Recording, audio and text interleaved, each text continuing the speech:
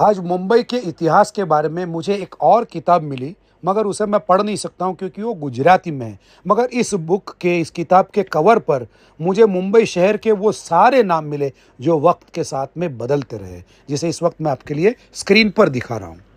मुंबई में अगर बोरीवली नाम का सबब है, तो मुंबई के बाहर ठाणा में भी एक और बोरीवली है। अगर मुंबई में दहीसर है, तो पालघर में भी एक छोटा गांव है जिसका नाम है दहीसर। अगर यहाँ पर गोरेगांव है, तो रायगढ़ डिस्ट्रिक्ट में भी एक गोरेगांव है। और मुंबई के बाहर अगर मीरा रोड है, तो भारत के बाहर भी एक मीरा रोड है, और वो भी कनाडा में। गुजरात में अगर मांडवी है, तो मुंबई में भी एक मांडवी है।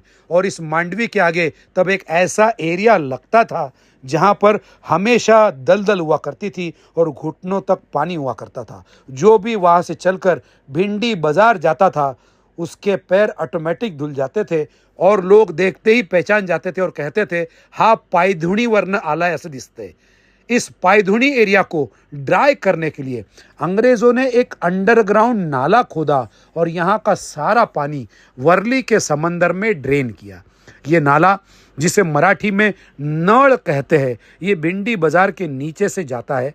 इसीलिए भिंडी बाजार को बाद में लोग नळ बाजार भी कहने लगे। मुंबई में जहाँ जो उगता था या जहाँ जो होता था, उसके वजह से एरिया के नाम पड़ने लगे। जहाँ पर सिर्फ खेती थी, वो एरिया बन गया खेतवाड़ी। जहाँ पर बैंगन उगते थे, वो बन गया बैंगनवाड़ी। इमली के पेड़ जहाँ पर थे, वहाँ का बंदरगाह बन गया छिंस बंदर।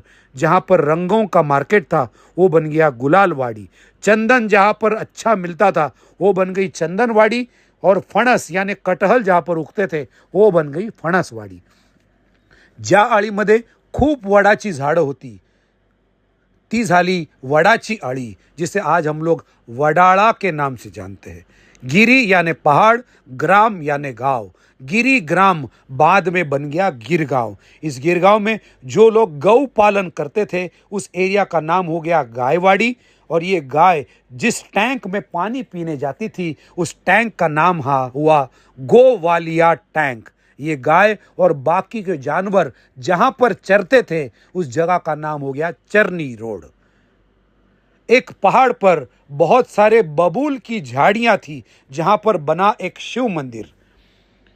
इस शिव मंदिर का नाम रखा गया बाबुलनाथ, जिसे 13th सेंचुरी में बनाया राजा बिंबदेव ने। इस राजा ने मुंबई में अपनी राजधानी बनाई महिकावती में, जिसे आज हम लोग माहिम के नाम से जानते हैं। माहिम में आज एक फोर्ट भी है। और इस राजा की और एक खास बात थी, इस राजा के पास थे 2500 हाथी। अब इन 2500 हाथियों को रखा कहा जाए, उनके लिए एक एरिया खाली कराकर उनके लिए एक स्पेशल तबेला बनाया गया, जहां पर इन हाथियों को रखा जाता है। उसे संस्कृत में कहा जाता है मातंगालय। यही मातंगालय वक्त के साथ बदलते बदलते हो गया माटुंगा। राजा बिंबदेव जिस गांव में एक पत्थर पर बैठकर न्यायदान करते थे, वो गांव बन गया न्याय गांव, जिसे आज हम लोग नायगांव के नाम से जानते हैं। ऐसा कहा जाता है कि यहाँ पर बिंबाची वाड़ी या भीमाची वाड़ी नाम की एरिया भी था, जहाँ पर हर साल राजा बिंबदेव की जत्रा भी होती थी, मगर इसका कोई ट्रेस आज तक नहीं मिला। बाय द वे, विरार जाते वक्त एक रेलवे स्टेशन का नाम भी आपको दिखेगा, नायगांव। मुंबई में माहिम को राजधानी बनाने से भी पहले राजा बिंबदेव ने अपनी एक राजधानी पहले बसाई थी। उस जगह का भी नाम था माहिम, और ये माहिम है केळवे माहिम। यहाँ पर उनके बेटे प्रताप बिंब ने एक फोर्ट भी बनाया है, माहिम सा किला, माहिम फोर्ट। यहीं पर मैंने दर्शन लिए महिकावती देवी के। अगर आप भी ऐसे किसी जगह के बारे में जानते हैं जिसका नाम मुंबई के किसी एरिया से मेल खाता है, तो कमेंट में ज़रूर लिखना।